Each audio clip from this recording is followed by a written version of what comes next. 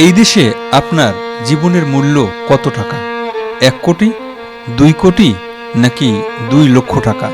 না, এই দেশে আপনার জীবনের মূল্য মাত্র ৪০,০০০ টাকা। হ্যাঁ, মাত্র ৪০,০০০। কারণ মাত্র ৪০,০০০ টাকার কারণেই এই বয়স্ক মহিলাটাকে পিটিয়ে মেরে ফেলা হয়েছে। মহিলাটার নাম ববি বেগম। ২৫ বছর আগে জীবনের সমস্ত দুঃখ থেকে পালিয়ে বেড়াতে ট্রেনে চড়ে এসেছিলেন নরসিংদীর রায়পুরার মেথিকান্দা স্টেশনে। সব স্টেশন পাড়ি দিলেও এই স্টেশন থেকে তিনি আর নড়েননি। এখানেই স্টেশনের বাথরুম পরিষ্কার করতেন, ঝাড়ু দিতেন, স্টেশনটা গুছিয়ে রাখতেন। এ কাজগুলো তিনি বিনা পয়সাতেই করতেন। তবে মাঝে মধ্যে দোকানদাররা খুশি হয়ে তাকে ২ টাকা ৩ টাকা দিত, কেউ বা আবার টাকার বদলে খাবারও দিত। ববি বেগম সেগুলোই হাসি মুখে নিতেন। সব সময় হাসি হাসি মুখ করে স্টেশনটা মাতিয়ে রাখলেও এই মানুষটা কখনো কথা বলতে পারতেন না, কারণ সে বোবা ছিল, অর্থাৎ বাক প্রতিবন্ধী। স্টেশনের মানুষগুলো তাকে আদর করে ববি বলে ডাকত। স্টেশন পরিষ্কার করার পর দোকানদাররা যখন তাকে কিছু জিজ্ঞেস করত, সে মৌখিক উত্তর দিতে না পারলেও এক ফালি হাসি দিয়ে ঠিকই বোঝাতো তাদের কতটা আপন সে।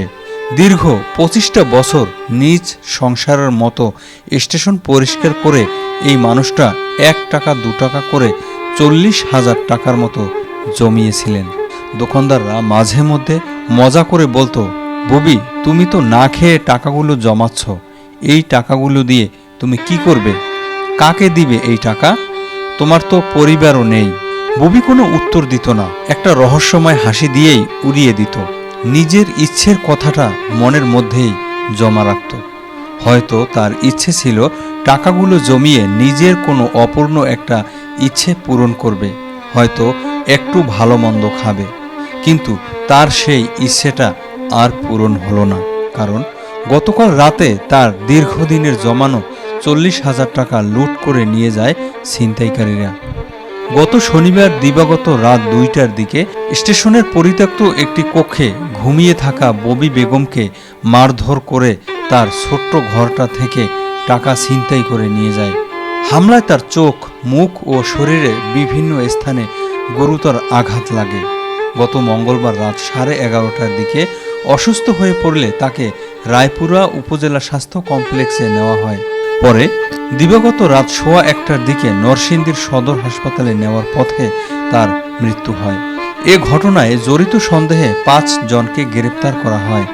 গতকাল বৃহস্পতিবার সন্ধ্যা থেকে আজ শুক্রবার সকাল পর্যন্ত নরসিংদী ও ব্রাহ্মণবাড়িয়ার বিভিন্ন এলাকায় যৌথ অভিযান চালিয়ে তাদের গ্রেপ্তার করা হয়। ববি কথা বলতে পারত না, পারলে হয়তো চিৎকার দিত, আওয়াজ করত।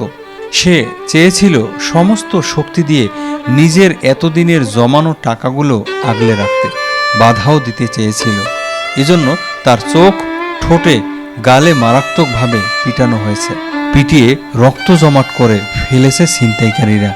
এরপর রাত 1টার দিকে অপূর্ণ ইচ্ছা আর একরাশ যন্ত্রণা নিয়ে ববি মারা গেছে। তার সাথে সাথে 25 বছর ধরে না খেয়ে জমানো টাকাগুলো হারিয়ে যায়। না জানি কত শত ইচ্ছে ছিল, স্বপ্ন ছিল তার। সে স্টেশনের বাথরুম পরিষ্কার করা সাধারণ একজন নাগরিক মাত্র।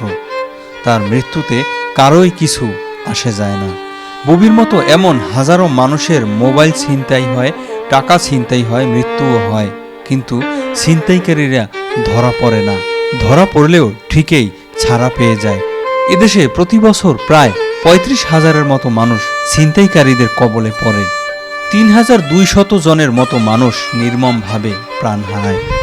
অথচ স্বরাষ্ট্রমন্ত্রী বলেছেন দেশের আইনশৃঙ্খলা নাকি ঠিকঠাক আছে, মানুষজন নিরাপদ আছে।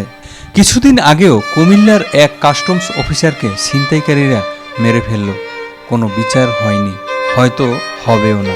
ববির মতো এমন 100 মানুষ তাদের যত্ন করে জমানো জিনিসগুলো ছিনতাইকারীদের কারণে হারিয়ে ফেলে। ববির মতো এমন কত শত মানুষ তাদের যত্ন করে জমানো জিনিসগুলো ছিনতাইকারীদের কারণে হারিয়ে ফেলে, এমনকি প্রাণটাও হারিয়ে ফেলে, কিন্তু বিচারটা আর পায় না। পাবে কি করে? তারা তো কোনো এমপি মন্ত্রীর আত্মীয় স্বজন না।